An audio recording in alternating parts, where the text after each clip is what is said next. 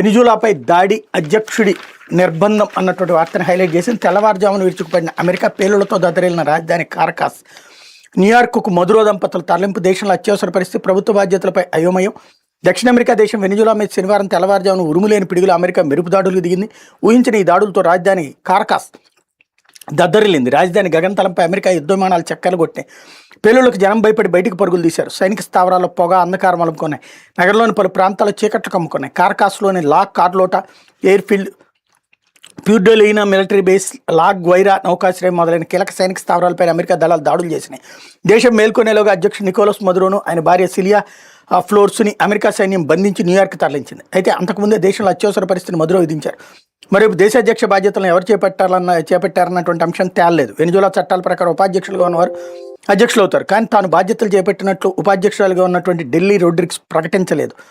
వెనిజులాపై దాడుల వివరాలను అమెరికా అధ్యక్షుడు డొనాల్డ్ ట్రంప్ సొంత సోషల్ మీడియా వేదిక ట్రూత్ ద్వారా శనివారం తెల్లవారుజాము 4:30 గంటల తర్వాత ప్రకటించారన్నటువంటి వార్తని హైలైట్ చేసింది. లేకపోతే